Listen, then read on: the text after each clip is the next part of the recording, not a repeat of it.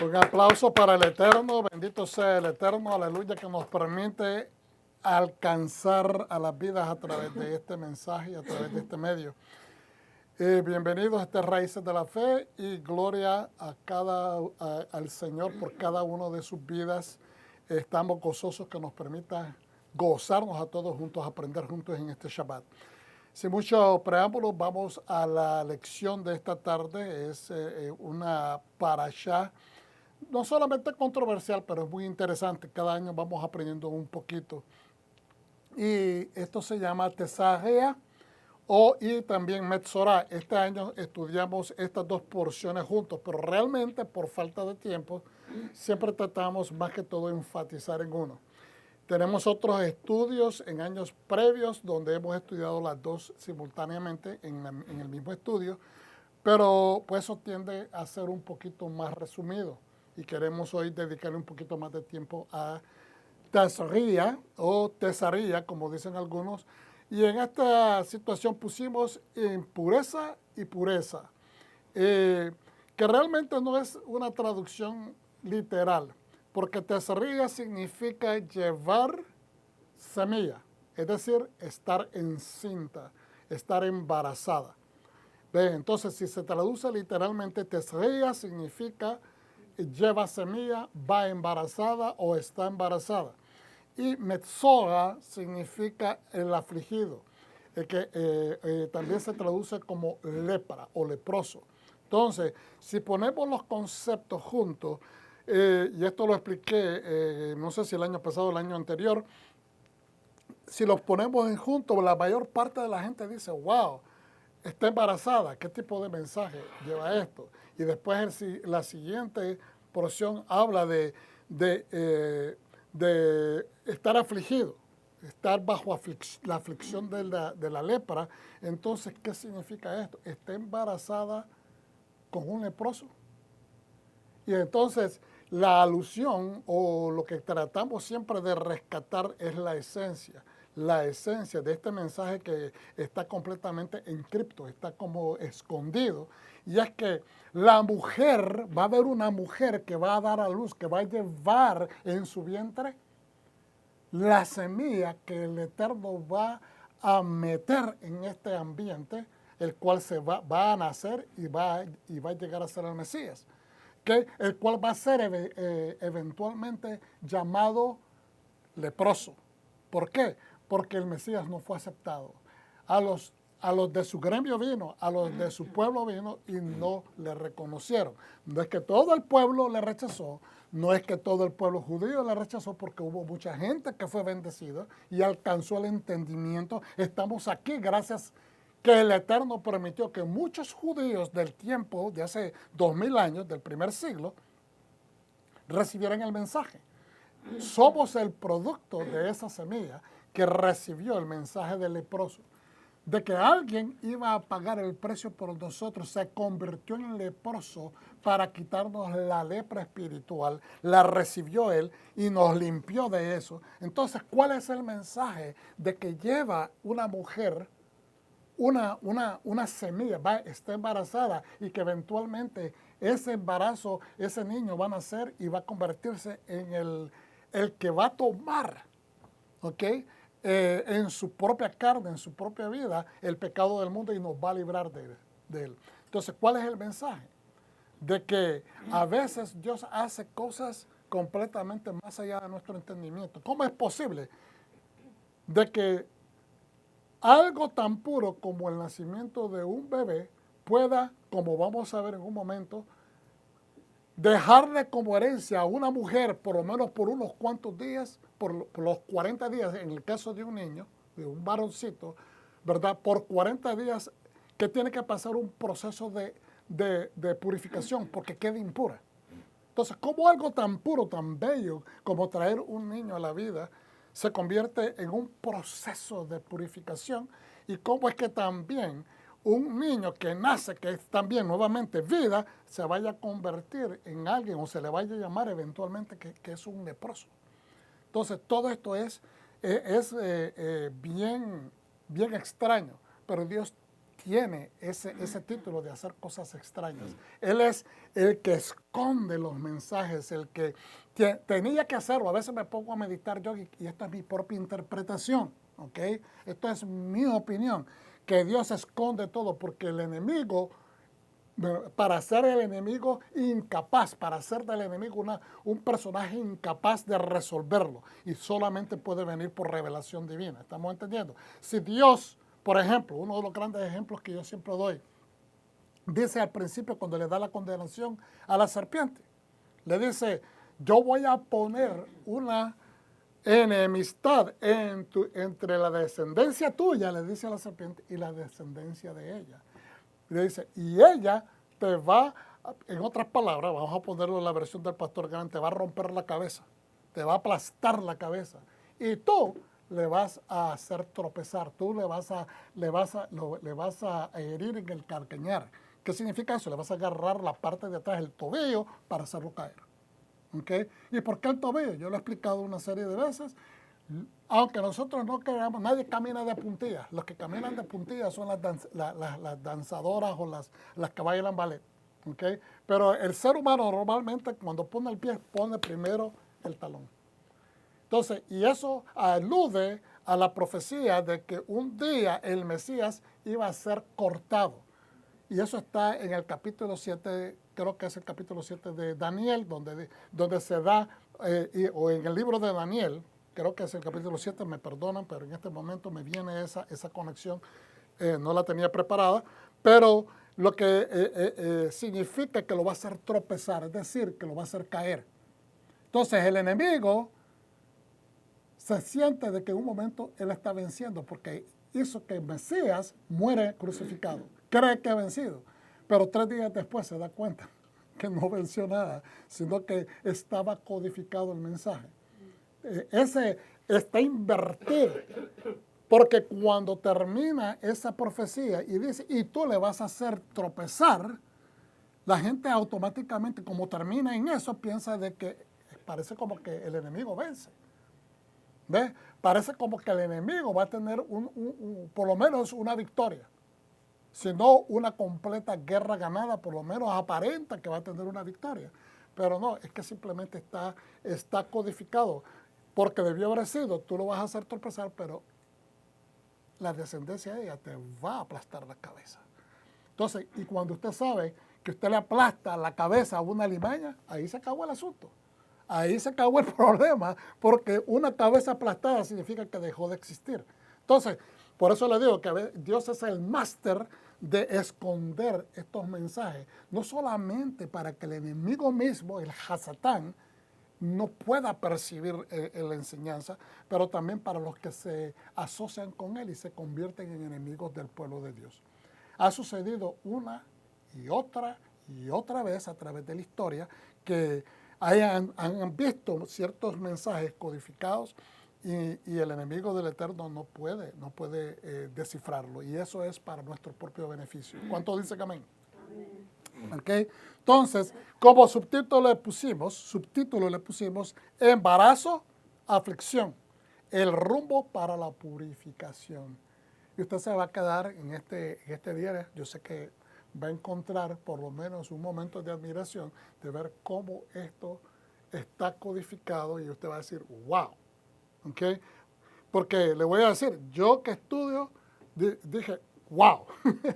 Pues yo espero que ustedes también se dejen wow de parte del Señor. Amén. Amén. Entonces, Tesaria Metzorah, la Torá, Levíticos 12 hasta el 15:33. Son 2 porciones. Obviamente, nos vamos a concentrar en un solo capítulo. ¿Okay? Profetas, Segunda de Reyes, 7:3-20. Pacto renovado o Nuevo Testamento, Lucas 2:22-35, Marcos 1:35-45. Y vamos a ver si podemos abordar todo lo que dice allí, pero le damos gracias al Eterno, Baruch Hashem, bienvenidos a Raíces de la Fe. Ustedes saben que somos una congregación mesiánica que les abre los brazos y les dan la bienvenida a todos y a cada uno de ustedes. Ustedes que son prácticamente de casa, nos están viendo por por WhatsApp, pero los que nos van a ver por video eventualmente más noche, pues le damos gloria al Eterno y les pedimos que si están en el área, déjense venir. Como dice aquel merenguero, échate para acá. No te quedes en casa. Aleluya. Todo el Sefer o libro de Vayikra tiene 247 mitzvot o mandamientos. En Tesaría y Metzorah, que estas dos porciones que significa encinta y aflicción, son respectivamente las porciones 27 y 28. En años regulares, ¿verdad? Como en esta situación se leen juntas, pero en años bisiestos se leen separadas. Y como les decía, son la número 27 y 28 respectivamente en el ciclo anual de estudio de la Torah.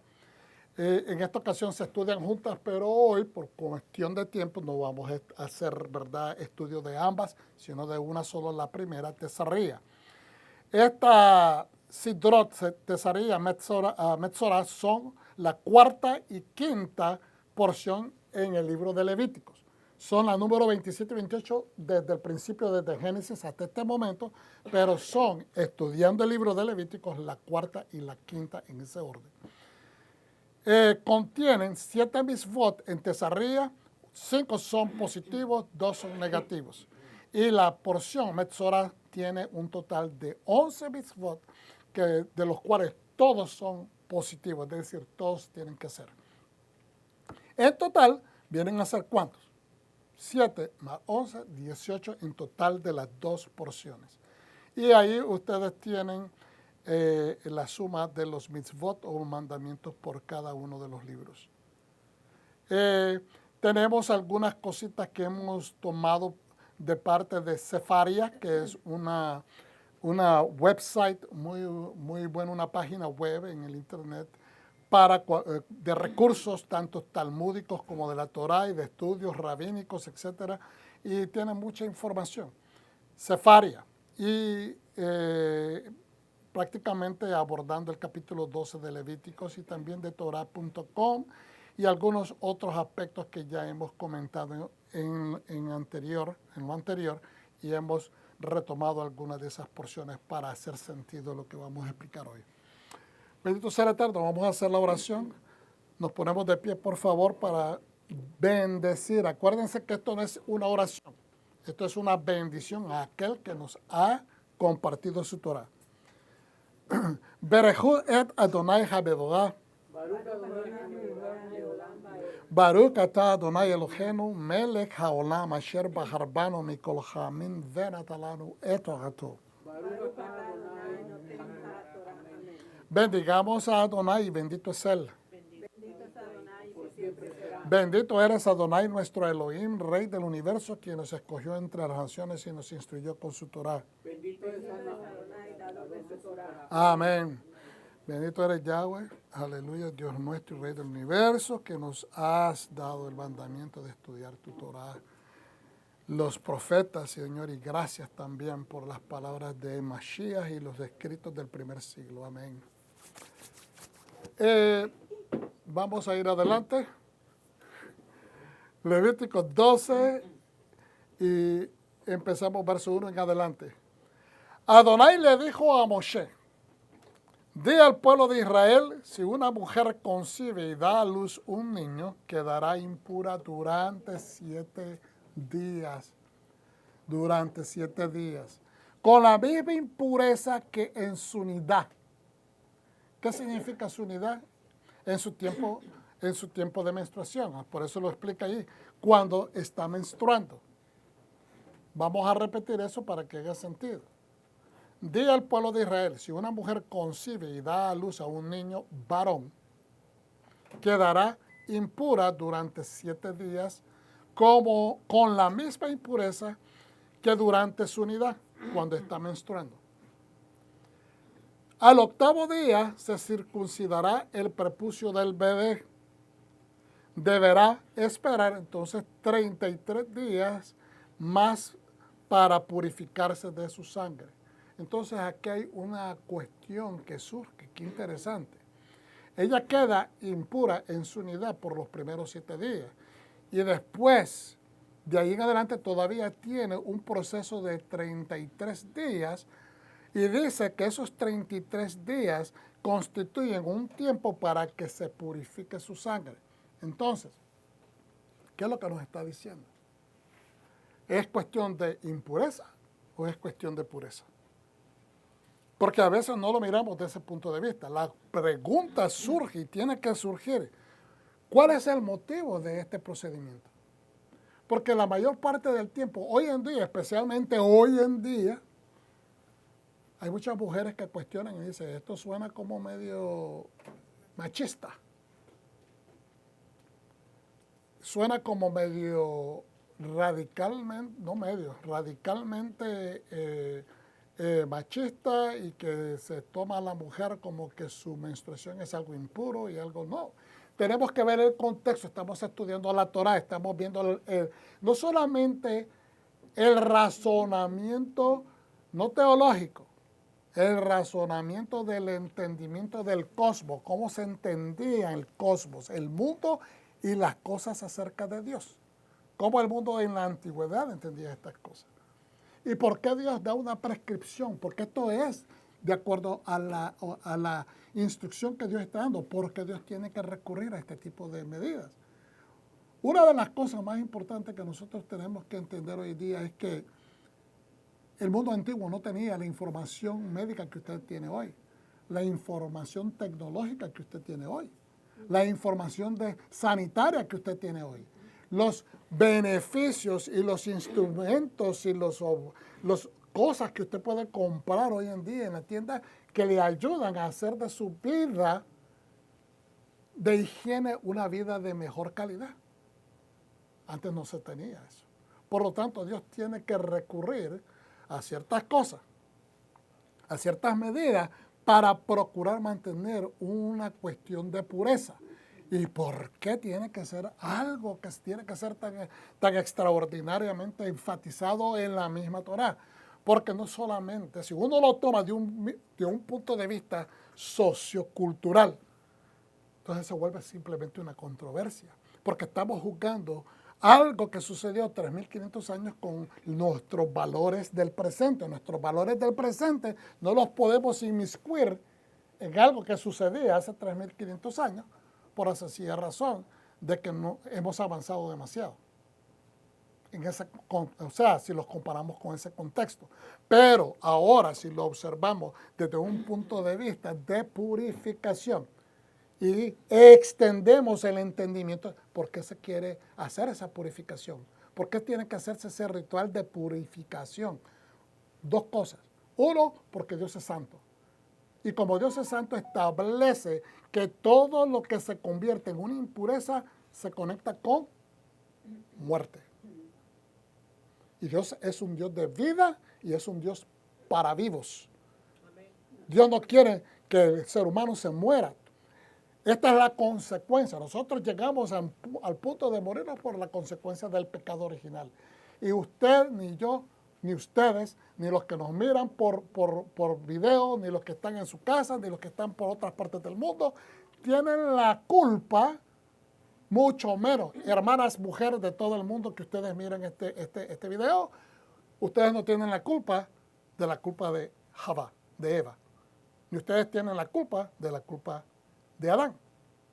Esa es la culpa. Ellos llevaron esa culpa. ¿Estamos entendiendo? Ellos fueron los responsables de que la humanidad tenga esta limitación de vida, que nuestros años se hayan cortado. ¿Ok? Y no estamos hablando de culpabilidad. Tenemos que entender que por siglos se le ha inculpado a la mujer. Se le ha llamado ¿cómo? El sexo débil. Se le ha llamado que la mujer es más débil. Que la mujer, porque por el pecado de Eva, entonces la mujer ocupa un tercero, hasta a veces un quinto lugar. No, ni siquiera un segundo. O sea, vamos a ser francos, vamos a hablar con franqueza. Hay mucha gente a través de las sociedades, de todas las civilizaciones del mundo, donde el hombre siempre pasó a ser, ¿verdad? El ser, obviamente, que Dios estableció como el líder, la figura de Dios, el que llevaba, ¿verdad?, el control en su casa, en los asuntos comunitarios, etc. Pero no necesariamente tenía que martajar a la mujer, hacerla sentir menos. Esos fueron métodos de someter y mantener a la mujer, que es un ser inteligente, ¿ok? Y mantenerlas bajo una estructura, prácticamente bajo una cárcel espiritual, emocional y social. Y eso fue injusto. Hoy en día miramos que se ha rescatado, porque se ha entendido que la mujer no fue creada para que fuese una esclava del hombre, ni para que fuese una persona dominada por el hombre, ni que fuera menospreciada por el hombre, sino que fue creada para llevar de mano a mano los asuntos del reino aquí en la tierra. ¿Ok? Pero el hombre no deja de ser su cabeza. Y con eso no significa de que someterse es equivalente a esclavitud. Y todo esto se ha jugado. Hoy en día todavía se está jugando estos conceptos. Todo este falso feminismo que se enseña hoy en día, que lo que menos representa es a la mujer. Porque el feminismo de hoy te habla acerca de que la mujer es igual al hombre. Y si usted dice de que la mujer es igual al hombre, usted está negando la esencia preciosa, única, singular, especial, que Dios la creó para que haga cosas que el hombre no puede hacer. Y el hombre puede hacer cosas especialmente, específicas y maravillosamente que la mujer no puede hacer. Porque cada uno tiene que ocupar su rol. Entonces, cada uno tiene que ocupar su rol. Si usted deja de ocupar el rol como mujer, usted está llevando el manejo de su hogar, está cojo. Está cojo. Es como llevar un carro con una llanta ponchada y aunque usted tenga 3 llantas puestas y todas tengan el suficiente aire, esa llanta le impide que usted avance. Y eventualmente va a terminar rompiendo el vehículo. Igualmente, una mujer que no reconoce su rol está cometiendo está haciendo la peor zancadilla para que su casa no funcione adecuadamente. El hombre que no ocupa su rol es peor, porque entonces está desvielando el vehículo de su casa. Usted sabe lo que, o sea, el motor se empieza a romper desde adentro, porque el hombre tiene que ser y ocupar el lugar que Dios lo puso, y no es de un dictador. Entonces, aquí nos está hablando prácticamente, estableciendo que el procedimiento que Dios establece es para purificar a la mujer, no para denigrarla. Y mientras que hay ciertas conexiones,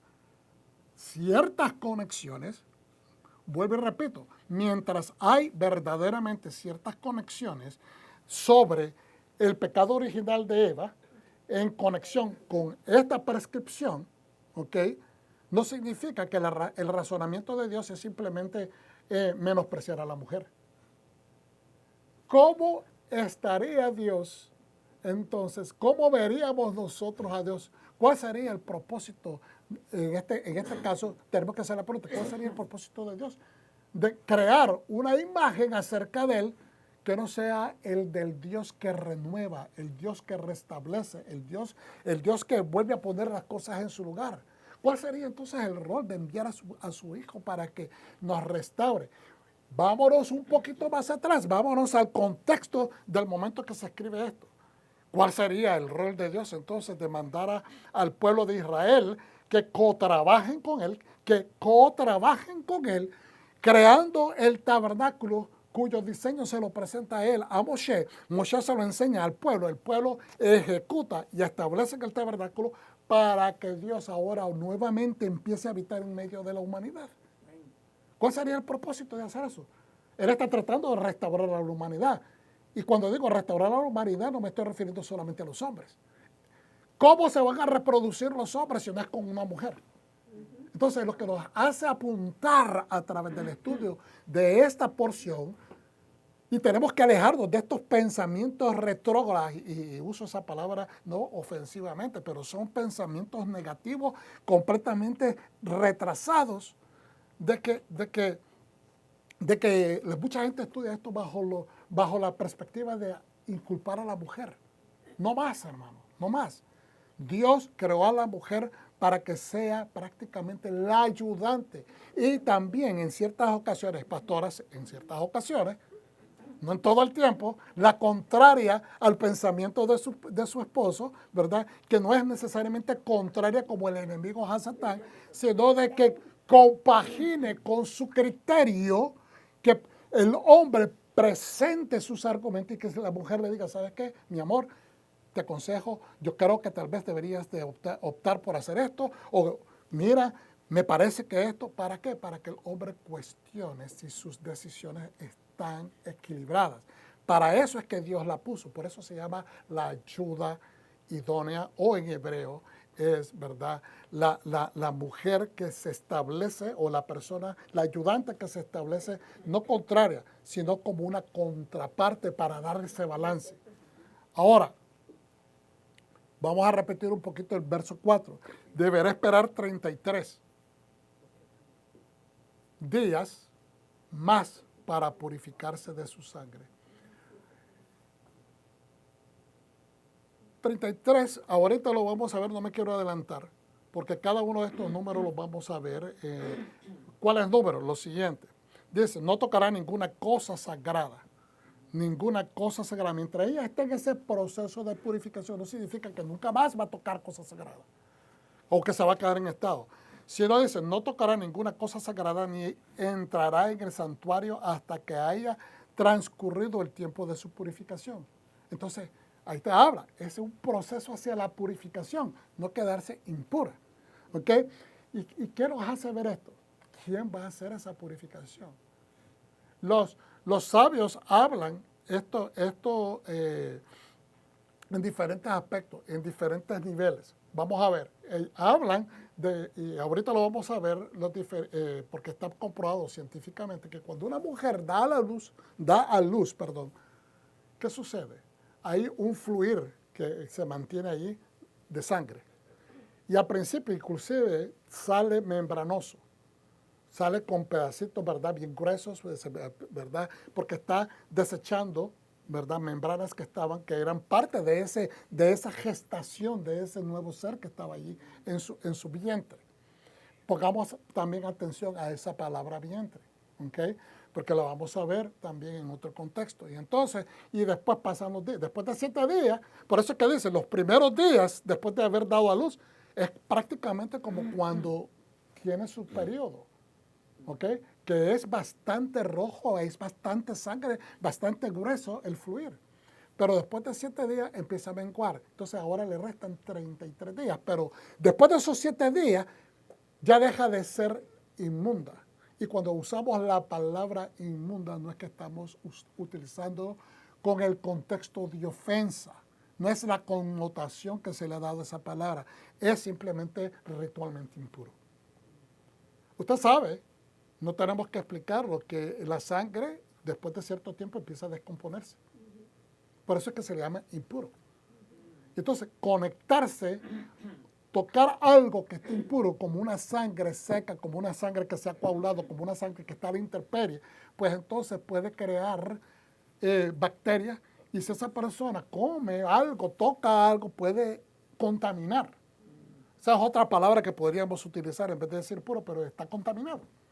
¿Okay? Pues entonces, después de que pasan los primeros 7 días, empieza a menguar, lo grueso de esa sangre. ¿Okay? Y empieza a ponerse más rala, empieza a enralar. Y después de 14 días, o más o menos, empieza a menguar. Ya para el término de los 33 días que le restan, ahí se forman 7 primero y 33 son 40. De ahí es donde sale el término cuarentena. Pero el punto es que para el término de esos 40 días, ya en esa última faceta, en esas últimas semanas, empieza a ralar y empieza a ser como claro o amarillento. ¿Ves? Ya no es de color rojo. Entonces, ¿qué es lo que sucede con esto? Lo deja saber porque la interpretación que hacían los sabios de la antigüedad acerca de estos tópicos era de que la misma sangre traía su purificación. Se entendía, ¿verdad? Porque la vida está en la sangre. ¿Estamos entendiendo? Entonces, la misma sangre se entendía, y estos son algunos pensamientos, de que tenía la misma capacidad, que toda impureza que quedaba dentro, la misma sangre, el mismo sistema empezaba a autopurificarse. Entonces Dios crea este sistema y le deja ver al mundo antiguo que no tenía el entendimiento que entendemos hoy. Por eso no estamos utilizando ningún tipo de complicaciones científicas modernas, porque estamos tratando de adentrarnos para que entendamos cómo pensaba esta gente. Ellos no tenían los microscopios que tenemos hoy. Ellos no tenían los estudios del cuerpo humano que tenemos hoy. Por lo tanto, lo entendían todos con cosas simples. Entonces, entendían ellos de que esto había sido un proceso de purificación, de que el cuerpo lo diseñó Dios para poderse autopurificar. ¿Okay? Entonces, después dice el verso 5, pero si da a luz a una niña, quedará impura durante 2 semanas, el doble, 14 días. Como en su unidad, como durante el tiempo de su impureza de menstruar. Y deberá esperar ahora 66 días. Nuevamente, en vez de 33 días, 66, que es el doble.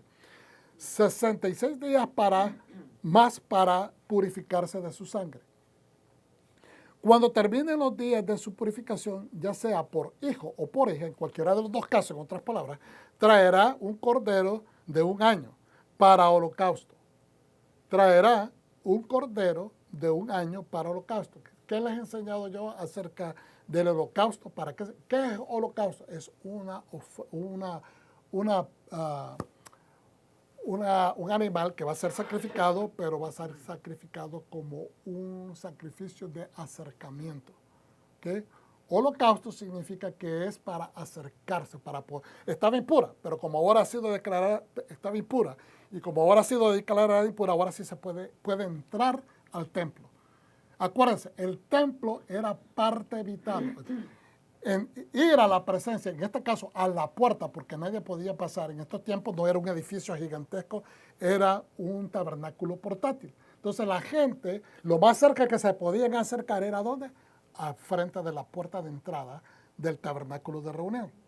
¿Ok? Ahí se quedaba, eso era lo más cerca. Entonces ni siquiera se podía acercar a la puerta, como hoy en día la gente, pues yo no entré, no he entrado. Pues en nuestro concepto, ¿okay? Eso sería suficiente. No, en el concepto del judaísmo, el concepto de las cosas divinas, en el concepto de la manera como Dios lo prescribe, acercarse a la puerta es demasiado todavía. ¿Okay? Entonces tenía que purificarse la persona para poder tener acceso a ese lugar cercano. ¿Okay? Y eso se le llama un corbán, que es una ofrenda quemada. ¿Okay? No es por pecado. No es por ninguna falta, es una ofrenda de acercamiento. Ahora, dice 6, cuando terminen los días de su purificación, ya sea por hijo o por hija, traerá un cordero de 1 año para holocausto y un pechón o tortuga para ofrenda por el pecado. Que hemos enseñado que la ofrenda de pecado se traduce como pecado, pero es hatá, que significa literalmente falta o purificación. Entonces, pero es para purificación de ella y eso es la parte que hemos malinterpretado. Se nos enseñó esto incorrectamente porque no se entiende el templo. Y ha sido un proceso hermoso poder aprender con los maestros que nos han enseñado estas cosas y siempre doy gracias al hermano Rico Cortés por permitirnos haber entrado a ese ambiente, a ese entendimiento de estas cosas, porque realmente nos abre y hace sentido de que no es por su falta, sino es que la falta, la impureza, ofende al tabernáculo, ofende a la presencia de Dios, ofende al lugar. No sé si me estoy haciendo claro. Yo sé que lo hemos enseñado, pero tenemos que entenderlo, entender. La ofrenda por el pecado no es por el pecado personal de ella, es por la ofensa que se le hace al lugar santo. Vamos a ver, Dios se retira, se levanta de la tierra una vez que Adán y Eva pecan. ¿Estamos entendiendo? ¿Dónde está el Edén? ¿Dónde quedó el Edén? Nadie sabe, sino que Dios lo removió del ámbito terrestre. ¿Por qué? Porque el hombre hizo una falta que hizo que Dios dijera, la humanidad cayó en pecado, está caída, Por lo tanto, contaminaste todo, contaminaste todo. Vuelvo y repito, contaminaste todo con tu falta. ¿Y qué es todo? ¿Dónde estaba Adán cuando faltó? Estaba dentro del Edén. El Edén era el, el, sí, un pedazo de cielo, pero era un templo primordial. ¿Okay? Tenemos que interpretar, ese era el templo que Dios lo metió allí. Y entonces, cuando Él falta, Él trae impureza. Al traer la impureza, ¿qué es lo que recibe Él? Recibe un veredicto. ¿Y cuál es el veredicto? Por tu falta, maldita será la tierra. Al maldecir Dios la tierra, la hace no kosher para que esté la presencia de Dios en la tierra. ¿Estamos entendiendo?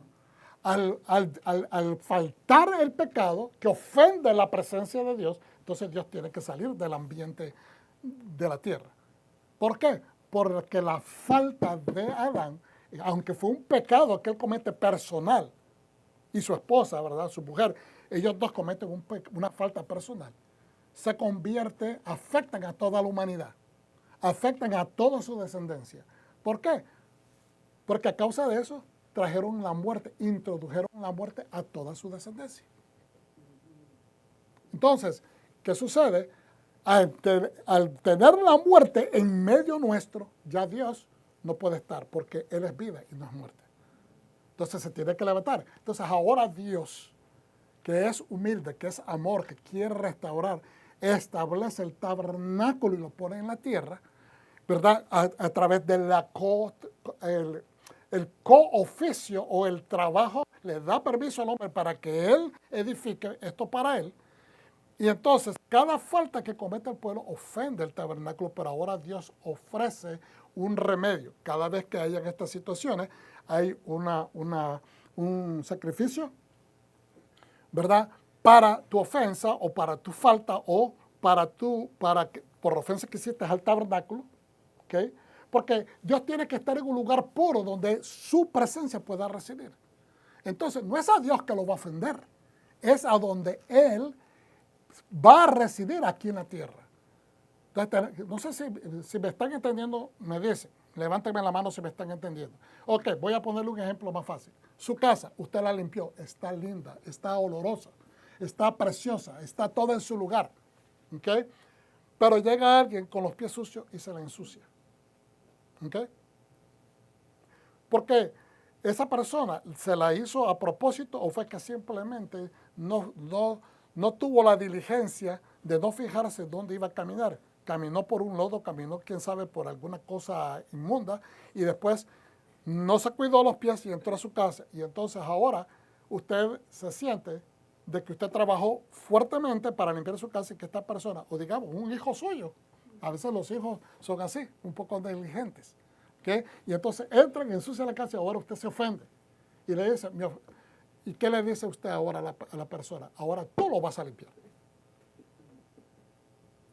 Y mientras, y no quiero entrar a este cuarto, no puedo, no voy a entrar a este cuarto hasta que termines de hacer tu limpieza y lo dejo oloroso como yo y brillante como yo lo tenía. Y así le da usted la prescripción al muchacho. Y mientras ese muchacho o esa muchacha no cumpla sus órdenes, usted dice, no, síguelo limpiando. Entonces, hasta que culmina haciendo su voluntad, usted entra de regreso a ese cuarto porque le está dando una lección. Le dice, este lugar no merece que nosotros estemos dentro mientras tú estás negligente. Pues es prácticamente lo que está haciendo el Eterno. Entonces, hay un sacrificio, ¿verdad?, para limpiar la ofensa que se le ha hecho al tabernáculo. ¿Y por qué tiene que ser el tabernáculo o el templo? Porque es el lugar donde reside Dios. A Dios usted no lo ofende, hermano. El rey del universo es tan poderoso que nuestro pecado, ante su presencia, prácticamente lo que está inmundo va a ser fulminado, exactamente como le pasó a Abiú y a ¿cómo que se llama? A los hijos de Aarón. Siempre se me escapa el otro nombre. Okay. Pero ¿me están entendiendo? Ellos entraron con un fuego, no era porque era fuera del protocolo, sino que lo trajeron de afuera. No eran de las brasas que específicamente se hacían para que ellos tomaran brasas de esos fuegos. Había un fuego específico, eso lo hemos explicado. Entonces, pero lo trajeron de afuera. Ya había terminado el servicio. Entonces, al traerlo de afuera, están trayendo algo inmundo porque eso no ha sido dedicado a Dios. El incensario había sido dedicado a Dios. Por eso mismo, pusieron algo que no había sido dentro del protocolo y lo trajeron de afuera. Y además venían borrachos. Por lo tanto, faltaron. Y después se presentaron en un lugar donde no tenían autoridad. Entonces cometieron como 3 o 4 faltas al mismo tiempo. Por eso fueron fulminados. Y Dios no quiere eso. Por eso les dice esta prescripción. Vas a purificar el templo, vas a hacer este servicio o este sacrificio para la falta de tu ofensa al tabernáculo y ahora otro sacrificio de holocausto para que te puedas acercar. Y todo eso es acepto. En el momento que todo esto se cumple, entonces la persona no es que se volvió pura hasta en ese momento. Pero es que Dios dice, aquí es como una especie de rito de transición, donde el Dios que prescribió la ley te está diciendo, has cumplido con esto, por lo tanto yo te estoy proclamando ante toda la comunidad pura. ¿Cómo lo hace Él? A través del sumo sacerdote que lo representa a Él. Es el sumo sacerdote o el sacerdote asignado que la declara pura, una vez que se cumplen todos los requisitos. Es como cuando usted va a la corte o a la alcaldía para que le den un documento que compruebe algo. Si usted no tiene ese comprobante, pues entonces usted no puede ejercer. ¿Estamos entendiendo? Cuando usted compra una casa, usted tiene que recibir un documento que dice que estas escrituras han pasado a su nombre. Si no tienen los sellos adecuados, eso no es válido.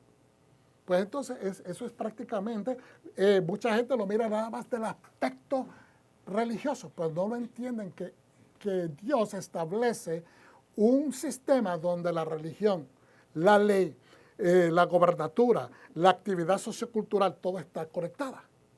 ¿Estamos entendiendo? Todo es parte de un solo sistema. Hoy en día lo tenemos todo diversificado, pero en este tiempo no. ¿Okay? Entonces ahora, verso 6. Cuando terminen los días de su purificación, ya sea por hijo o hija, traerá un cordero de 1 año para holocaustos y un pechón o tórtola para ofrendas por el pecado. Esto de jatá es la falta o purificación del santuario. Dice, a la entrada de la tienda de reunión, venía al Cohen. Verso 7, lo ofrecerá ante Adonai y hará expiación por ella, así quedará purificada de su flujo de sangre. Así ella va a quedar purificada, es decir, oficialmente, legalmente se va a dar fe de que ella puede reintegrarse a la vida cotidiana en la comunidad. Esto es la ley para la mujer que da a luz, ya sea de niño o de niña. Si no tiene lo suficiente para un cordero, tomará 2 tórtolas y 2 pichones, uno para holocausto y el otro para ofrenda por el pecado. Okay. Esa nuevamente, esa ofrenda para el pecado es jatá, es para la purificación, no de ella, sino del santuario.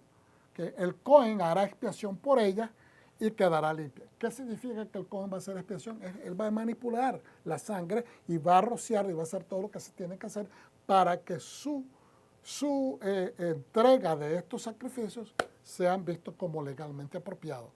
¿Okay? Entonces, será pronunciada legal y ritualmente pura, lo cual significa limpia, lo cual significa que está kosher. ¿Para qué? Para poder comer de las comidas que se compartían de los sacrificios de parte del templo. ¿Okay? El pueblo tenía que tener acceso porque es parte de la comunión. La misma palabra, cuando comemos el pan, ¿verdad? En la tradición judeocristiana, de partir el pan y compartirlo, la palabra es comunión, hacer vida de comunidad, que todos tienen el derecho de comer del pan y tomar del vino, que representan el pacto, y que estamos comiendo de la Torá, que somos gente que se somete a la Torá y que viven una vida de pacto con el Eterno, a través de eso, de ese medio, de la Torá. Muchas personas piensan que están simplemente comiendo a Cristo. No, Yeshua es la esencia de la Torá, porque es el pan que viene del Padre. De todo lo que sale de la boca del Padre es lo que debemos de comer. Porque no solamente de pan físico va a vivir el hombre, sino de todo de lo que sale de la boca de Dios. ¿Y qué es lo que sale de la boca de Dios? La Torah. ¿Y de dónde vino Yeshua?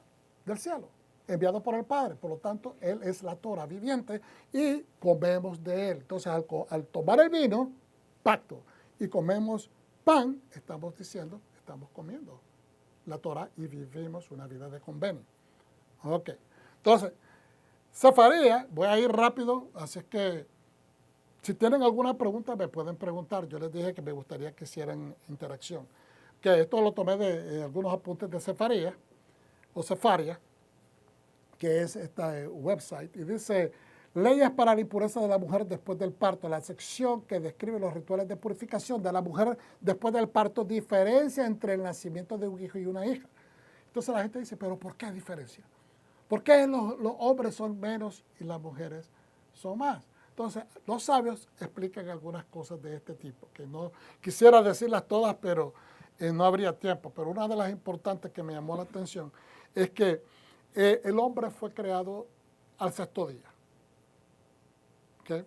En el sexto día, al final del día, la parte secundaria. Es decir, ahí después del año 6500, para ponerle una perspectiva, ¿verdad? Porque 1000 años para Dios es un día para Él.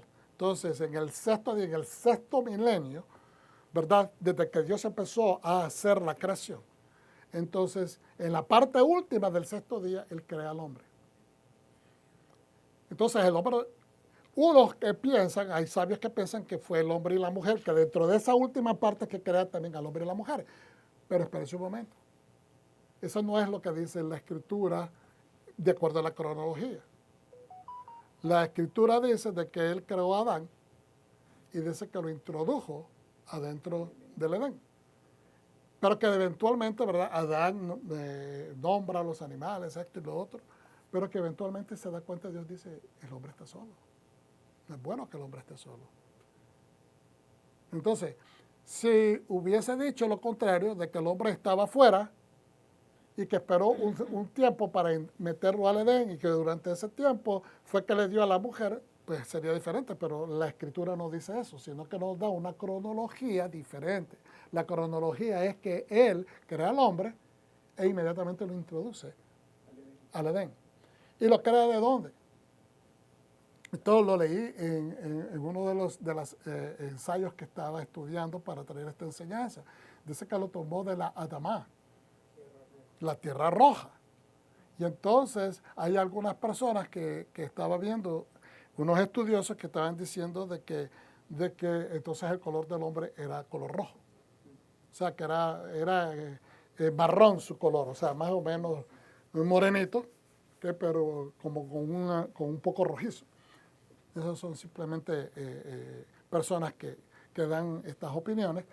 Pero lo interesante es que cuando se dice Adamá, tierra roja, no, hace alusión a Edom, que es la tierra donde estuvo Esaú, ¿okay?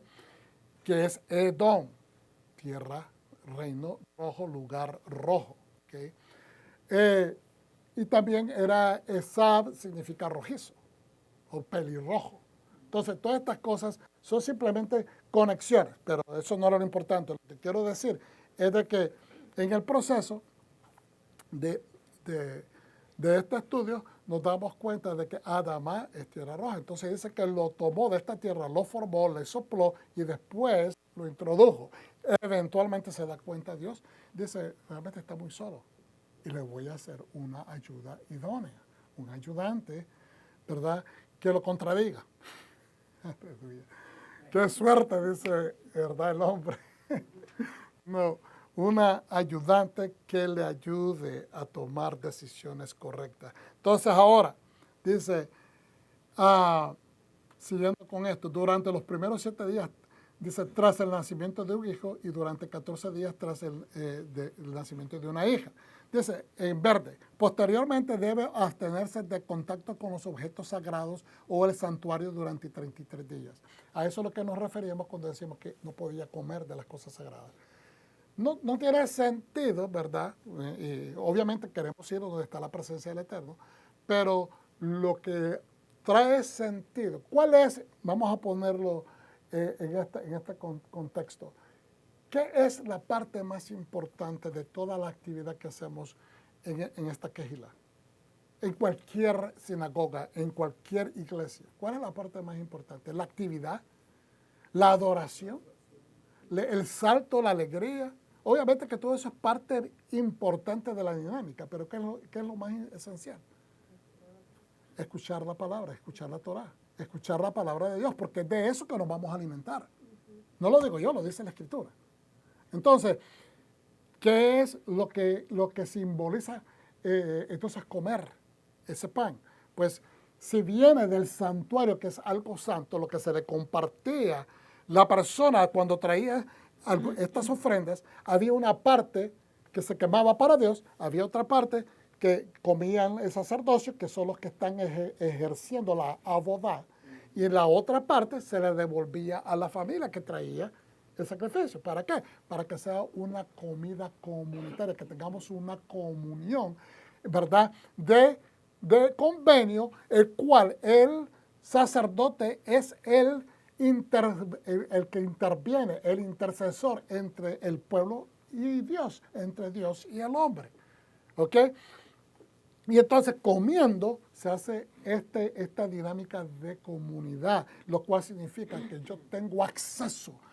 Yo puedo comer porque se me ha dado acceso, se me ha permitido acercarme a Dios, lo cual significa que mi estatus ante Él está correcto, está kosher. ¿Me entiendes? Que estoy viviendo una vida para el Señor. Eso es lo que vino a hacer Yeshua. Esto se hacía a través del sacrificio de animales cada vez que la persona tenía faltas, cada vez que la persona caía enfermo, cada vez que la persona, ¿verdad? Y anualmente, ¿verdad? Esto se hacía continuamente, dependiendo de las situaciones, ¿ok? Pero ahora Yeshua lo hace una vez y para siempre. Entonces por eso podemos venir confiados al trono de la gracia, porque sabemos que Yeshua ha pagado este precio. Entonces dice, posteriormente debe abstenerse de contacto con todos los objetos sagrados o el santuario durante 33 días, más en el caso de un hijo, esto en el caso de un hijo, y 66 días en el caso de una hija. Levítico no ofrece ninguna explicación sobre las diferencias de la duración. ¿Por qué? Porque una de las cosas que también se comentan y algunos sabios no tenían todo el conocimiento, no sentían de que tenían todos los elementos específicos, por lo tanto, trataban de evitar hacer alusiones o comentarios a los cuales la misma Torah no da ningún tipo de evidencia, para agarrarse de esa evidencia y decir, esto lo vamos a basar en estas cosas. Ahora, a pesar de que Levítico 12 no menciona el baño, fíjense bien, por ejemplo, no se menciona el baño, ¿ok? Pero forma parte de ello, porque tradicionalmente desde milenios la mujer después de su menstruación va y se hace una mikvah, hace una inmersión. ¿Qué significa eso? ¿Okay? De que está haciendo una transición de haber pasado ya ese periodo de impureza y hacerse, ¿verdad?, en la mikvah o la inmersión. ¿Okay? Ella está diciendo, una tevila, está diciendo, yo he cumplido ya he pasado y ahora quiero estar apta ante el Señor. Entonces, fíjense bien, a pesar de que Levítico 12 no menciona el baño o la inmersión, la mayoría de los comentaristas asumen que el acto del baño ritual o la inmersión, que es la tevila o mikveh, marca el final del periodo de la impureza de la mujer, en el caso de su menstruación. El baño significa la terminación de la impureza por otras causas. En este caso, haber dado a luz, después del séptimo día, ella hace una inmersión. Sobre el baño ritual, que es una mikveh, dice, y que se volvió obligatorio para las mujeres en periodos posteriores. Es decir, esto culturalmente está engranado en la cultura y es parte de levantar su estima de que ella está haciendo algo apto para presentarse ante el Eterno. Entonces, todo el proceso de purificación no es para denigrar a la mujer, el proceso es para levantar el estatus. Ahora, impureza tras el nacimiento de un varón. Creo que eso ya lo hemos explicado. Quiero leer Levítico 12:2. Dice, al dar a luz, es decir, al estar embarazada y dar a luz, que se convierte en el nombre de la parasha, Tasreya. El verbo se refiere a una mujer que produce descendencia, es decir, lleva con ella la semilla. Entonces, aquí hay algo importante que tenemos también que explorar. Ella lleva la semilla. El hombre puede ser el que dio la semilla, el donante de la semilla, pero ella es la que lo lleva. Ella, su cuerpo, su vientre es donde se gesta. Y a veces por la modernidad, la gente ha perdido quizás de darle el valor a lo que realmente toma lugar en el vientre. Toma lugar dentro del vientre de una mujer. Que no es solamente una vida. Hoy en día mucha gente disminuye el valor de la vida que está ahí. Dicen que, no, es un embrión. Es un embrión. ¿Okay? Los primeros 12 semanas y después que pasa a ser el feto. No, pero como no ha nacido, hay muchas personas que dicen que mientras no salga, entonces todavía sigue siendo un ser que no está formado. Imagínense qué tipo de pensamiento es ese. Uno trata de respetar estas perspectivas, pero es que no hacen sentido, realmente no tienen sentido. Porque desde el momento de la concepción, eso tiene ya una identidad. Y su formación empieza a gestarse de acuerdo a esa identidad. Cuando vino ese espermatozoide que fecundó a ese ovario o a ese óvulo, entonces hay un destello de luz. Y desde ese momento se empieza a gestar su identidad. Por lo tanto, no puede ser que no tenga una identidad propia. Aunque no esté completamente formado, ya tiene una identidad. Entonces, dice, significa, por lo tanto, producir semilla. Y esa es una definición que me gustaría que la observáramos, porque una cosa es llevar semilla, pero que se produzca, que se desarrolle la semilla dentro de ella, es algo muy importante. Porque, hermano, de no ser así, ¿cómo nos reproduciríamos? ¿Cómo llegaríamos a la siguiente generación? Entonces, dice, el sustantivo colectivo se le dice sera, descendencia. Lleva sera. Entonces dice que es de la misma raíz. Tesaria o tesaria, sera, es la misma raíz, la palabra raíz en hebreo, que refiere a la descendencia de personas y que también se utiliza el término cuando se habla de semillas para sembrar, o sea, en el términos agrícolas. Varios textos mencionan la descendencia de una mujer. Véase, por ejemplo, cuando un ángel le promete a Agar, que su sera, su semilla, va a ser numerosa. Eso está en Génesis 16:10. Entonces nos da ese ejemplo de esa palabra, que es parte de la raíz que lleva tesaria. ¿Okay? Con mayor frecuencia, las referencias se refieren a la descendencia del hombre. Todas estas referencias de tesaria en la Biblia, la mayor parte del tiempo se refieren a la descendencia del hombre. ¿Okay?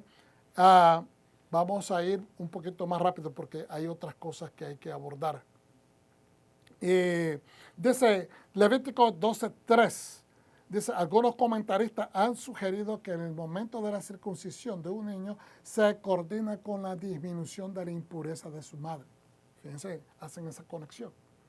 Que en el momento, ¿por qué? Porque a los 7 días de ella, ¿verdad?, haber dado a luz, ella se muda de un estatus de nidad, que es impureza, y comienzan al 8º día, comienzan para ella los otros 33 días, que es el procedimiento para empezarse a purificar, o sea, que su sangre empieza toma ya ese rumbo a la purificación de su cuerpo, de su vida. Entonces, pero que también en ese 8º día es cuando el niño tiene que ser circuncidado. Qué interesante, que muchas veces, y esto lo comentamos en el pasado, ¿verdad? Es parte de la enseñanza sobre la circuncisión, que en este momento del 8º día se ha descubierto que el cuerpo del niño empieza a segregar estas hormonas, o líquidos, creo que son líquidos específicos en el cuerpo del niño que le permiten al niño a través de este procedimiento de circuncisión le permiten que su cuerpo se recupere rápido y que el dolor no sea tan intenso. Si se hace antes o después puede ser intenso. Pero en ese día octavo es específico donde el niño va a recibir la capacidad a través de su propio cuerpo, tiene, ¿verdad? Dentro de su propio cuerpo el antídoto que va a permitir de que el dolor no sea intenso. Entonces, no sé si ustedes están conectando esto, ¿ok? La mujer empieza el procedimiento a su purificación y el niño en ese mismo octavo día recibe la capacidad de poder contrarrestar el dolor a través de lo que su propio cuerpo está inyectándole esta habilidad para que se pueda recuperar pronto de la circuncisión. Lo cual ellos hacen esta conexión de que la circuncisión tiene que ver para marcar el procedimiento o el proceso de purificación de su propia madre. Okay. Por lo tanto, dice, la circuncisión podría haberse considerado como un ritual posparto asociado con la separación del hijo varón de la impureza de su madre. Ok, vamos a ver un poquito acá. Fíjense bien lo que dice en Isaías, y esta es la versión Reina Valera. Dice, ahora así dice Hashem, creador tuyo, oh Jacob, y formador tuyo, oh Israel. No temas porque yo te redimí, te puse nombre mío eres tú. Te puse nombre mío eres tú. Cuando pases por la agua yo estaré contigo y si por los ríos no te anegarán. Cuando pases por el fuego no te quemarán ni las llamas arderán en ti. ¿Por qué le hace esta advertencia el Señor a su pueblo? Porque a veces, hermanos, nosotros estamos pasando las duras y las maduras y pensamos que Dios se ha olvidado quizás de nosotros. Y uno se cuestiona qué es lo que está pasando, porque si yo estoy cumpliendo todo, estoy observando todo, estoy como decimos, portándome bien de acuerdo a la Torá. Pero Dios nos dice que aunque pasemos pruebas, que aunque pasemos situaciones adversas, Él está con nosotros. Él no va a permitir que seamos sometidos, que nos ahoguemos, que perdamos la batalla, nos asegura. Entonces, ¿pero qué tiene que ver esto? Porque obviamente estos versículos no son literalmente conectados con esto de la purificación. Siempre estoy haciendo una conexión de que a veces observamos estos versículos sobre la mujer como algo negativo. ¿Por qué se somete a la mujer de esta manera? ¿Por qué se avergüenza a la mujer de esta manera? ¿Por qué ella tiene que pagar el precio doble? No se trata de eso. Al contrario, se trata de una manera escondida, de una fórmula, ¿cómo se dice? Que está encripta de parte del Señor para demostrar a la mujer que Él está doblemente trabajando para levantar su autoestima, para levantar su estatus, para reivindicarla. No es culpa de ninguna mujer actual, ni durante los últimos 6,000 años desde que Javá o Eva cometió su falta, ninguna mujer debe llevar esa culpa. ¿Okay? Entonces dice, porque yo, Hashem, Dios tuyo, el Santo de Israel, soy tu Salvador. Hermano, nos recuerda, Dios no pasa castigos.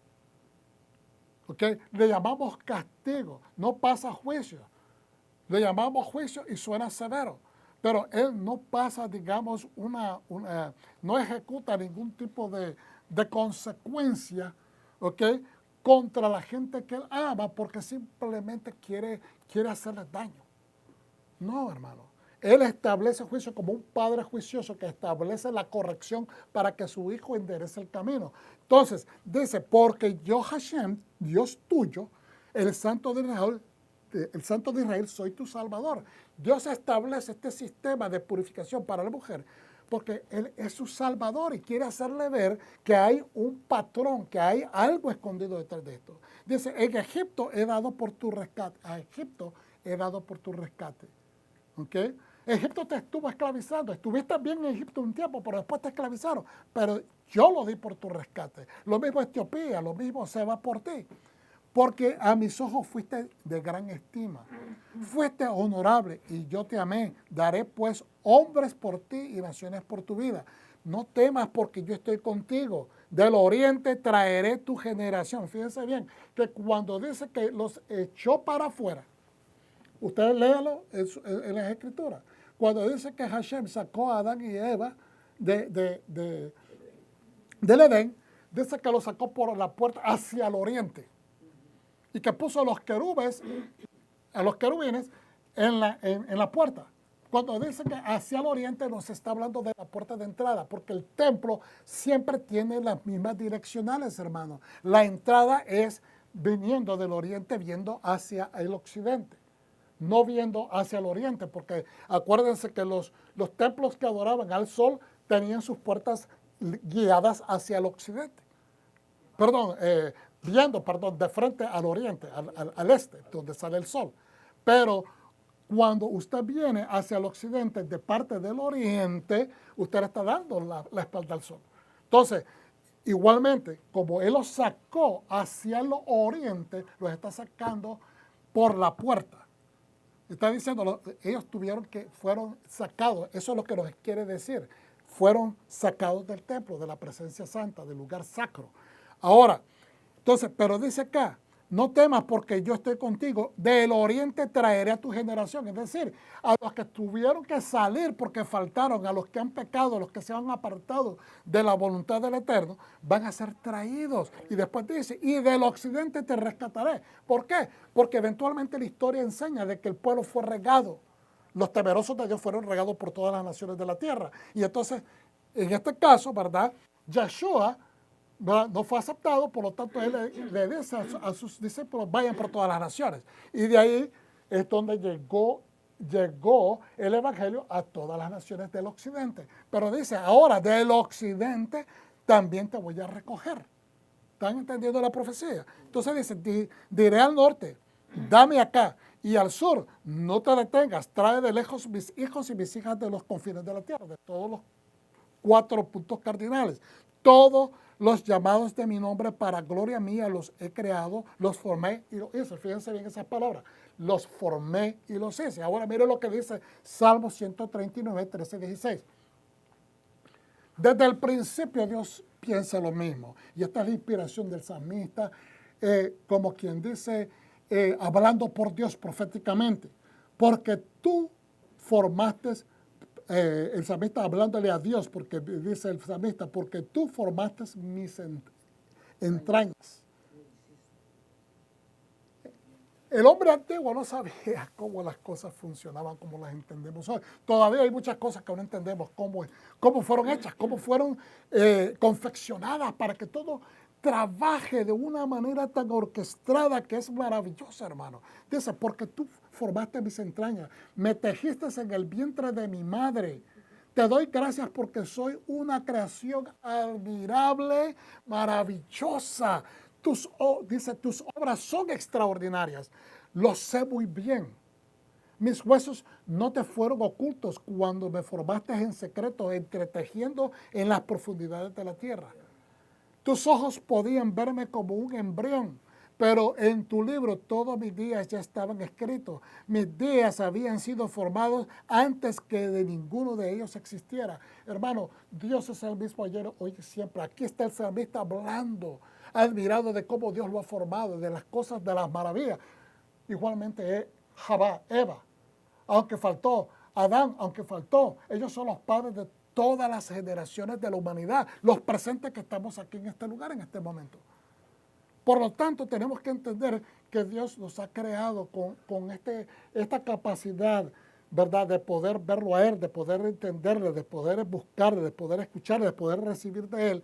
Por lo tanto, nunca ha estado en la agenda de Dios martirizar al ser humano por el resto de su existencia. Dios no es un Dios vengativo, Dios es un Dios de gracia, ¿ok?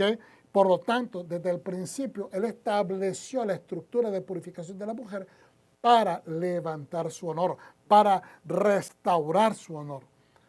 Dice en Génesis 3, fíjense bien, la serpiente era más astuta que cualquier animal salvaje que Dios Adonai había hecho. Le dijo a la mujer, con que Dios te dijo, no comáis de ningún árbol del jardín. Una trampa. La mujer respondió a la serpiente, del fruto de los árboles del jardín podemos comer, pero del fruto del árbol que está en medio del jardín, Dios dijo, no comáis de él, ni lo toquéis o moriréis. Vamos a saltar al 6. Cuando la mujer vio, después de que él empieza a decir, la engaña y le tergiversa la verdad de lo que es la Torah, entonces llega un momento y dice de que cuando la mujer vio, ¿qué significa que vio? No era que no miraba antes, era que no tenía ojos antes, no, era que consideró, empezó a analizar, empezó a sacar conjeturas. Es decir, empezó a considerar los argumentos del enemigo. Dice, empezó y vio, dice, mujer vio que el árbol era bueno para comer cuando usted tiene hambre. Y usted mira una comida rica. O siente el olor de esas cebollitas que están siendo fritas, ¿verdad? Y empieza a subir y la señora o su esposo está cocinándole algo. Y usted empieza a decir, eso huele bueno, eso huele rico, ¿verdad? Entonces, tienta, porque nos tienta el paladar. Hay algo cuando usted entra ese olor, pero en este caso ella empezó a ver y miró que era bueno para comer. Es decir, le pareció por primera vez, no era que la fruta no la había visto antes, es que por primera vez, con los argumentos convincentes, es que empieza la tentación. Y empieza a ver y dice, pero realmente es bien atractiva. Mira ese color tan especial. Mira, de verdad. Y se mira muy sabrosa, se mira, wow.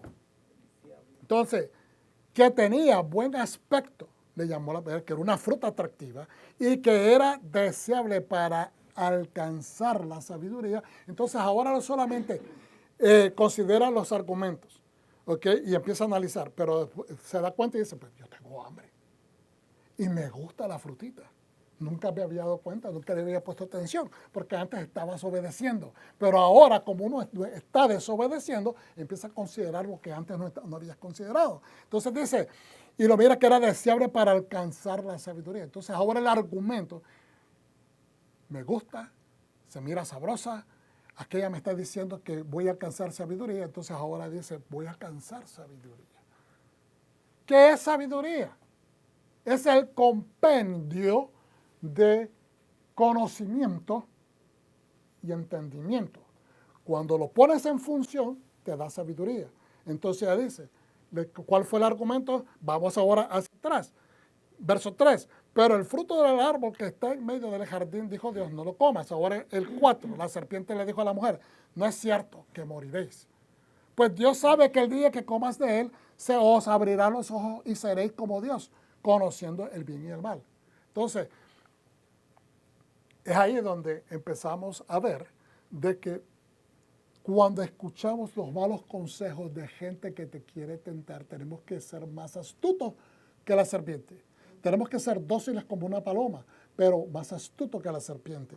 Porque todo eso, cuando una persona quiere socavar tu capacidad de restringirte, tienes que cuestionarte cuál es el motivo de esta persona. ¿Es mi bien o es mi mal? Porque si tú sabes que algo es incorrecto y te están dando argumentos que te quieren, tratando de convencerte que des el paso para cometer algo malo, debes de cuestionarte. ¿Ok? Entonces dice, también dice, perdón, me estoy adelantando, que tenía buen aspecto, fruta atractiva y que era deseable para alcanzar la sabiduría, tentación. Ya deseaste, realmente ya lo tenías. La sabiduría ya la tenías. Pero estás deseando tener algo que te está ofreciendo la serpiente. Tomó de su fruto y comió. También dio a su marido que estaba con ella y él comió. Es decir, que no estaba tan ausente. Entonces se le abrieron los ojos a ambos. Ok, espérense un momento, nuevamente se le abrieron los ojos. Algunos dicen espiritualmente hablando. No, se dieron cuenta de que habían faltado. Llegaron a la conclusión, porque así es uno. Uno comete la falla y uno después se dice, así mismo, tratándose de consolar. Ay, pero ¿qué he hecho? No, pero ¿por qué no te hiciste esa pregunta antes de hacerlo? Somos así los seres humanos. Somos así. ¿Cuántos de nosotros nos hemos cuestionado? ¿Pero para qué hice eso? Esa es la pregunta que te debes de hacer antes de hacerlo. ¿Para qué voy a hacer yo eso? Estoy bien. Entonces, una vez que se cometa la falla, ¿para qué lo hice? No, ahora ya no hay marcha atrás, ya se hizo. Y ese es el problema. Así que dice, se le abrieron los ojos a ambos y se dieron cuenta de que estaban desnudos. No era que estaban desnudos necesariamente, sí, pues no tenían ropa, pero es que estaban abiertos. Lo que quiere decir, se dan cuenta que no había manera de engañar a Dios. No podemos engañar a Dios. No se puede engañar a Dios. Estamos al desnudo ante Él. No importa cuánta ropa tengamos enfrente. Se refiere que no importa cuánto hagamos para esconder nuestra falta, eventualmente Dios nos va a desvestir. Así que dice, cosieron hojas de higuera. ¿Qué significa coser hojas de higuera? Bueno, le voy a decir. ¿Estaban cerca de qué árbol en ese momento?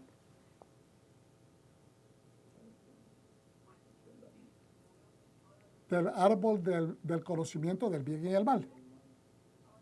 Entonces, y hemos dicho muchas veces que el árbol de la higuera es, ¿por qué miramos esto en diferentes situaciones en la Biblia? Y yo siempre pongo este ejemplo. Siento de que a veces yo repito muchos puntos, pero es que trato de hacer estas conexiones porque son importantes. Cuando Natanael le dice al Señor, ¿verdad? Te miré cuando antes que viniera, ¿verdad? Tu hermano y me dijera, te fuera a invitar, yo te vi, le dice el Señor. ¿Okay? Cuando él se venía acercando, le dice, aquí viene un verdadero israelita, un hombre justo. Y le dice, Señor, tú me conoces, ¿no? Pero te miré cuando estabas debajo de la higuera y él estaba estudiando. Los jóvenes estudiaban debajo de los árboles de higuera porque son simbólicos del conocimiento del bien y el mal. Conocimiento. El conocimiento. Entonces, ¿qué es lo que les estoy diciendo? Las hojas de la higuera, esta es una higuera específica, no es la hoja chiquita del árbol de higo que conocemos, pero es una higuera más grande. Entonces, ellos cosieron esta hoja para hacerse taparrabos, dicen en esta versión que es vestimenta. ¿Okay? Pero lo que nos ayuda a la Torah, indicándonos, es que el árbol del conocimiento del bien y el mal es el higo. Y lo voy a decir por qué. Usted sabe que el higo no es una fruta. El higo es una hoja que se invierte hacia adentro y se convierte en fruta. Que es una hoja que se invierte y se convierte en fruta. Usted puede estudiarlo eso, lo puede buscar después. Pero es interesante porque inmediatamente nos pasa a hablar la misma Torah de que hacen ropa de las hojas de higuera. Entonces, que el mismo conocimiento, lo que tienen inmediatamente a la mano es lo que utilizan confeccionándose algo para supuestamente resolver su desnudez. ¿Estamos entendiendo? Están utilizando el mismo material de donde ellos comieron y cometieron su falta para confeccionar. En otras palabras, se están cubriendo con la falta y nos deja ver exactamente qué es exactamente lo que hacen. Porque cuando Dios le dice, ¿dónde estás? ¿Y qué estás haciendo detrás del árbol? Es que estaba desnudo. ¿Y por qué te estabas escondiendo? No me digas que cometiste la falta de comer del árbol que te dije que no comieras. Y entonces la mujer que tú me diste, y empiezan a echarse la culpa. No, la serpiente me engañó, dice la mujer. Entonces empezamos a ver que las culpas empiezan a pasar de mano a mano. Y eso es lo que pasa, de que el conocimiento para poderlo mantener siempre... o para mantener una mentira tienes que ir a un conocimiento y continuar perpetrando otra mentira. Oyeron la voz del Señor que se paseaba por el jardín al atardecer, así que los hombres y su mujer se escondieron de la presencia de Dios el Señor entre los árboles del jardín. Entonces dice, Dios el Señor llamó al hombre, ¿dónde estás? Él respondió, oí tu voz en el jardín y tuve miedo. Dios no le estaba tratando de infundir miedo, pero la culpa nos lleva a actuar de esta manera. Saltamos al 14. Dios el Señor le dijo a la serpiente, fíjense bien, por haber hecho esto seréis maldita o serás maldita entre todos los animales domésticos y salvajes. Arrastrarás tu vientre. ¿Qué fue lo que ella tentó a la mujer a hacer? Que comiera de un fruto que se le había hecho prohibido, es decir, que ingiriera y que fuera a su vientre, su estómago. ¿Ok? Y entonces le dice, por eso te vas a arrastrar en tu vientre, le dice la serpiente, y comerás polvo todos los días de tu vida. ¿Qué significa eso? Dice que, ¿verdad? Otros comentarios dicen que la serpiente tenía manos y pies, pero los perdió, ¿verdad? Dios se las quitó y la obligó a que se arrastrara en su vientre. ¿Por qué? Porque obligó a los seres humanos a comer, a pecar con su vientre. Dice, con su hambre, por el hambre que ellos tenían, faltaron por las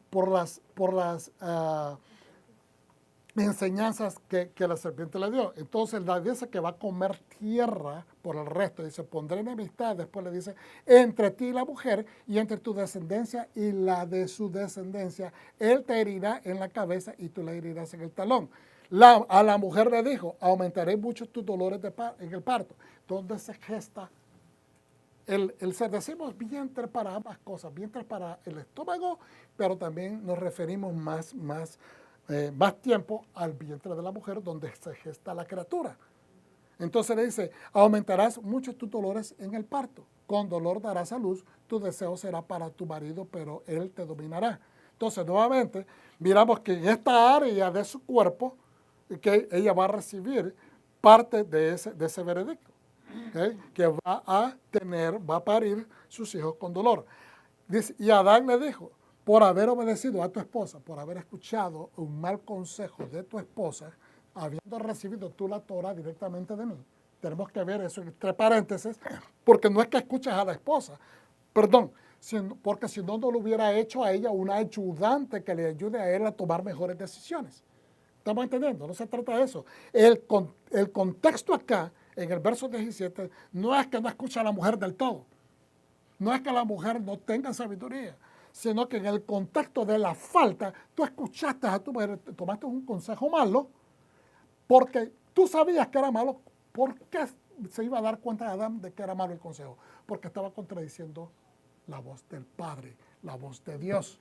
Todo consejo, no importa si es tu mujer, no importa si es tu mamá, no importa si es tu papá, no importa, si te pone contrario a la voluntad de Dios, no es un buen consejo. Adán le dijo, por haber obedecido a tu mujer y comido del árbol del que te ordené, que no comieras, la tierra está maldita por tu culpa. Entonces, ¿de quién es la culpa? ¿De toda la generación humana? No, de Adán. La culpa es también de Jabá, de Eva, de ellos. Ellos llevaron su culpa. ¿Okay? Entonces, trabajará duro para comer de ella mientras viva. ¿Y por qué yo estoy insistiendo en este punto? Porque Yeshua llevó toda tu culpa. Toda tu culpa, toda la culpa de todo el mundo. La llevó él. ¿Quién la llevó? El segundo Adán, el último Adán. Pues igualmente la tenía que llevar el primer Adán, porque por él se introdujo la muerte al mundo, y por el segundo, el último Adán, que es Yeshua, la muerte es sacada del medio nuestro. Entonces dice, te producirás pinos y cardos y comerás hierbas del campo. Ahora, estoy por terminar. Aleluya. Gracias por su paciencia. Entonces, en el 19, comerás el pan con el sudor de tu frente hasta que vuelvas a la tierra, porque de ella fuiste sacado, polvo eres y polvo volverás. Esto es lo que nos dicen cuando las personas, ¿verdad?, en un funeral, le dicen, hacen esta oración. Pero el punto es que aquí el contexto correcto de esto no se trata de muerte, se trata de restauración. Le dice, comerás el pan con el sudor de tu frente. Es decir, porque tenías todo accesible, Adán, pero por tu falta ahora vas a tener que trabajar por ello. ¿Ok? Entonces dice, vas a trabajar, dice, comerás el pan con el sudor de tu frente hasta. Hasta significa que hay un término que vuelvas a la tierra, porque de ella fuiste sacado. Pero ¿de qué tierra? Pero entonces, ¿de qué tierra lo sacó? Entonces le está hablando de su origen. La tierra roja. Entonces le dice, porque polvo eres y polvo te volverás. Hermano, en otras palabras, aquí está un mensaje escondido. Yo sé que en términos textualmente enseñándolo como tradicional se nos ha enseñado, del polvo fuiste tomado, porque de la tierra fuiste tomado y a la tierra vas a regresar. Pero ¿cuál es el propósito de Dios entonces? Que decirle a Adán, no tienes restauración, vas a quedarte así, te moriste, es decir, perdiste la esperanza para siempre. No, aquí hay un mensaje escondido. Hermano, tenemos que de la tierra roja saliste. O es decir, digamos, vamos a decirlo de esta manera, porque dice que él sopló al hombre y que fue un ser vivo, un ser viviente, dice la mayor parte de las traducciones. Pero ¿qué dice también la palabra? Que la vida está en ¿qué? En la sangre. Entonces, ¿qué es lo que hace funcionar? ¿De qué estamos hablando? Toda esta cuestión es de la sangre, de la restauración de la mujer, de la purificación cuando ella da luz, y todo es algo acerca de la sangre. Entonces, ¿qué es lo que le está diciendo? Tú saliste es decir, fuiste sacado de tu tierra y fuiste dado de sangre. ¿Ok? Se te dio vida, pero ahora para poder restaurar la vida vas a tener que volver a aceptar la sangre, quizás no la tuya, pero la sangre de Yeshua, la sangre del Cordero de Dios que quita el jatá, que quita la falta del mundo. Es decir, cuando dice que quita el pecado del mundo, no es que necesariamente remueve el pecado de nosotros. Yo sé que eso es controversial, ¿ok? Pero lo que está hablando es que quita la falta de todo el mundo que ofende el tabernáculo donde Dios puede morar, porque mientras el tabernáculo, el lugar santo que está localizado en Israel, en el monte Sión, que es prácticamente donde la presencia de Dios, desde un principio Dios ha querido residir ahí, es ahí donde estaba el Edén. Entonces, hasta que la sangre restaure, limpie todas las faltas del mundo, entonces puede regresar la presencia de Dios a la tierra. Porque es a través de la intervención, la misión y el sacrificio de Yeshua que se lleva a cabo esto. ¿Ok? No es necesariamente el pecado individual de cada persona lo que se limpia todo el pecado de la humanidad, porque Dios no está haciendo individualmente una salvación que limitaría eso el trabajo de Yeshua. Lo que está haciendo es el pecado de toda la humanidad en combinación, que ofende la presencia de Dios y por lo tanto Dios no puede residir en este lugar. Pero habiendo hecho Yeshua este trabajo, ahora la presencia, las señales, milagros, prodigios, las estamos viendo porque Yeshua es el Cordero de Dios que ha quitado esa falta de todo el mundo para que ahora la gloria de Dios pueda habitar en medio de nosotros. ¿Cuántos dicen amén? Amén. Yo sé que es completamente diferente a lo que se nos ha enseñado. Yo no estoy diciendo que Dios no te perdona tus faltas personales. Yo no estoy diciendo eso. Lo que quiero es que entendamos que es colectiva. La maldición a la humanidad vino por un Adán, pero ahora por el segundo, el último Adán, Yeshua, la bendición y la restauración a toda la humanidad es presentada. Y la restauración de la humanidad no es necesariamente porque usted se arrepintió. Es que todo el mundo ya tiene esa bendición. La reciba, la acepte o no la acepte. ¿Estamos entendiendo? ¿Me están entendiendo? Si usted acepta a Yeshua, usted todavía, ahí está. Sobre usted está esa bendición. Está sobre usted, está sobre todo el mundo. Está eso accesible para cualquier persona que se arrepienta, puede alcanzar la esperanza de la vida eterna.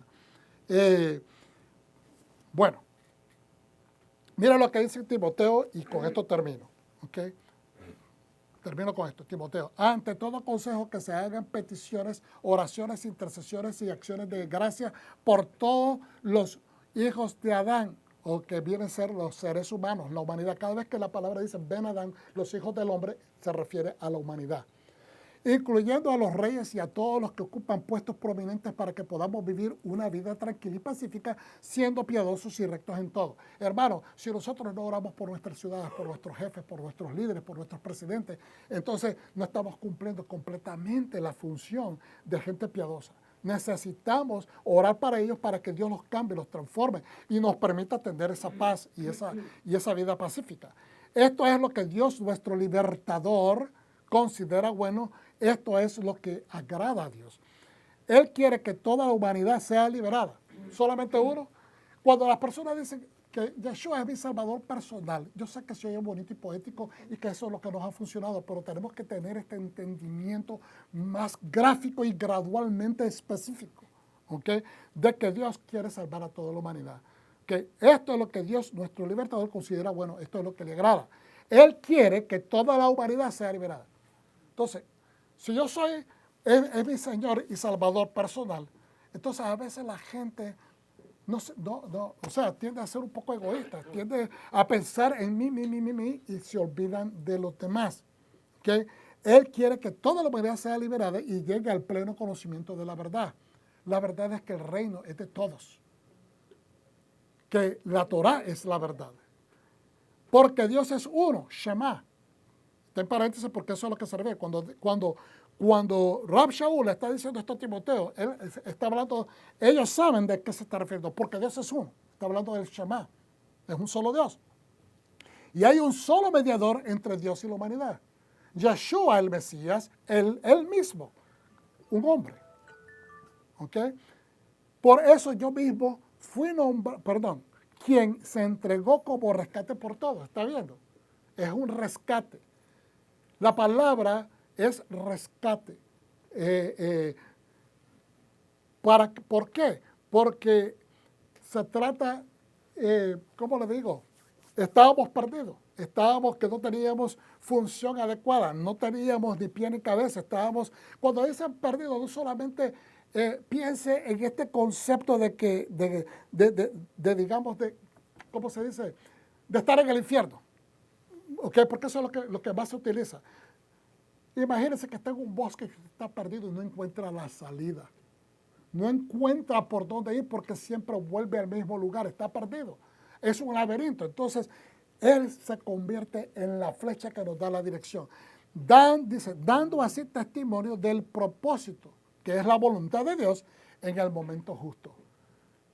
¿Qué es la voluntad de Dios? Que todos nosotros seamos salvos. Por eso es que nuestra salvación no puede ser individualista. Tiene que ser siempre pensando en un colectivo. Por eso yo mismo fui nombrado predicador, dice Rab Shaul. E incluso emisario, un enviado, y digo la verdad y no miento. Un maestro confiable. Soy una persona que hablo la verdad transparente y veraz hacia los gentiles, de los gentiles. Porque él está hablando, él fue enviado a los gentiles. Por lo tanto, es mi deseo que cuando los hombres oren, donde quiera que estén, levanten las manos santas, transparencia, separación genuina. Es decir, decir que somos santos es simplemente un estatus, es una acción continua. Dice, no se enojen ni discutan entre sí, ¿verdad? Asimismo, las mujeres al orar deben vestirse con modestia y sensatez, con atuendos respetables, sin peinados elaborados, ni joyas de oro, perlas, ni ropas costosas. Aquí Rab Shaul no está diciendo que las mujeres no tengan derecho a vestirse elegantemente. Lo que está diciendo es que cuando van a orar, cuando estén en presencia del Eterno, cuando ustedes quieren hacer, digamos, una acción piadosa o algo, las mujeres no se deben de vestir mucho. Es como el sumo sacerdote. El sumo sacerdote vestía las vestiduras de belleza y hermosura o de gloria para el pueblo, pero cuando él entraba al tabernáculo hacia adentro, una vez al año, durante el día de Yom Kippur, él tenía que entrar vestido con las vestiduras blancas, nada más, simple. Porque ante Dios, ¿qué hombre, qué rey se le puede parar y mostrarle gloria? Entonces, lo que está diciendo, muéstrense humildes cuando vayan a orar, cuando vayan a hacer oraciones, cuando vayan a hacer acciones piadosas, con sensatez. No, pero no está diciendo que no se pongan elegantes para una fiesta especial.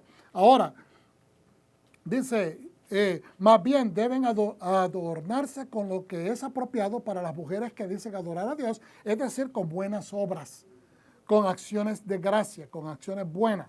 Dice, que reflejen la piedad en sus oraciones. En otras palabras, que las mujeres entonces, dice, aprenden paz con toda sujeción. Y aquí es donde muchos han utilizado estos versículos para decir que la mujer debe estar callada, que no se le permite enseñar, que no pueden ser maestras, que esto y lo otro. Eso está fuera del contexto de las Escrituras.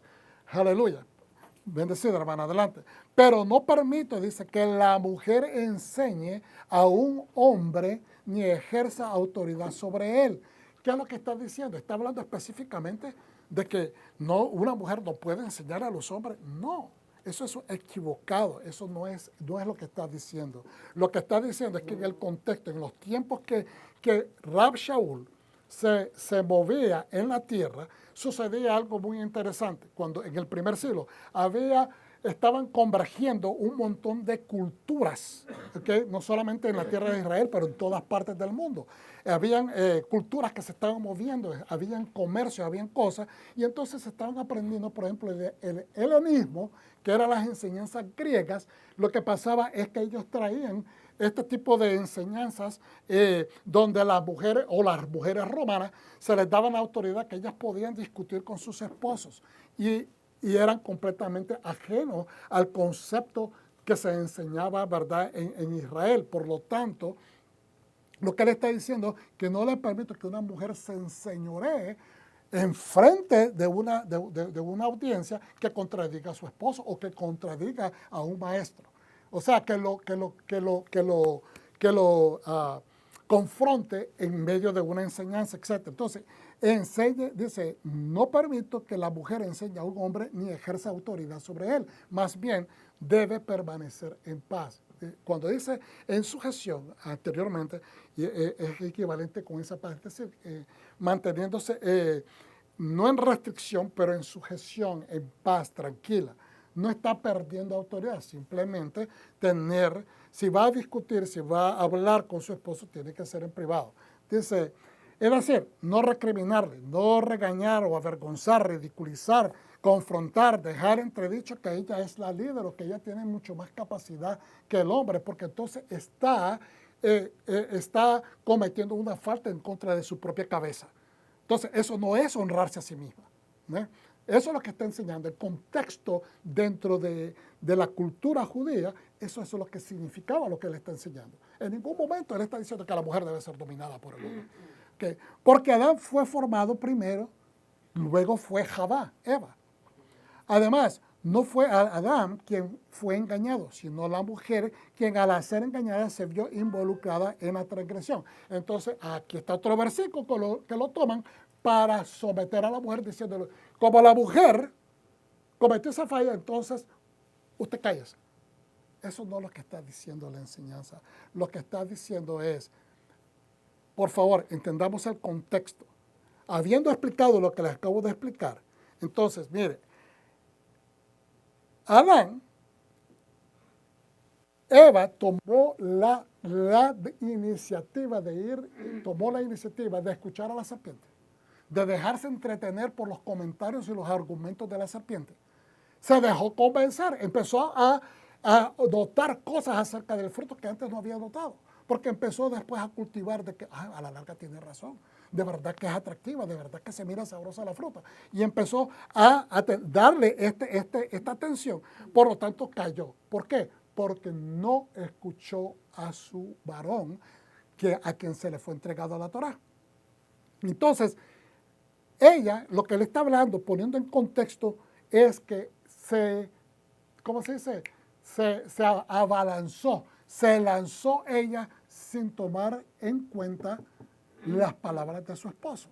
Por lo tanto, aquí lo que está diciendo, en este contexto, vamos a ponerlo de esta manera, en este contexto, no fue Adán quien fue engañado, fue la mujer, lo que está diciendo, porque ella no ejerció restricción de sí misma, porque acaba de decir, por favor, que las mujeres permanezcan en paz, tranquilas, sujétense y no se desesperen. Pero dice, en este contexto, Adán no fue el engañado, sino que fue la mujer. ¿Por qué? El contexto es que ella se lanzó. ¿Okay? Al ser engañada se vio involucrada en la transgresión. Sin embargo, la mujer será liberada mediante la maternidad. Y aquí otro mensaje que la gente malinterpreta, que este mensaje es bien machista. Entonces, que la mujer tiene que parir hijos para poder ser liberada. Eso en el contexto equivocado se va a malentender. Pero lo que está diciendo es de que su purificación, como lo acabamos de estudiar en la Torá, está hablando de un procedimiento donde la mujer alcanza el mayor potencial, el mayor potencial de belleza que Dios le dio. ¿Para qué? Para traer a este mundo el posible Mesías. La mujer se le dio la bendición de llevar la semilla, sería, ¿ok? De llevar la semilla dentro de ella, la cual eventualmente de donde va a surgir un Mesías, la esperanza para el mundo. ¿Ok? Siempre que continúe confiando, amando y viviendo una vida santa con modestia. Ahora, y esto que dice con una vida santa con modestia, apegada a la Torá y obviamente siguiendo las instrucciones de que se le ha prescrito. En humildad y también ¿cómo se dice? Aleluya, Yeshua dijo, aprendan de mí que yo soy humilde y también manso, en mansedumbre. A eso es lo que se está refiriendo.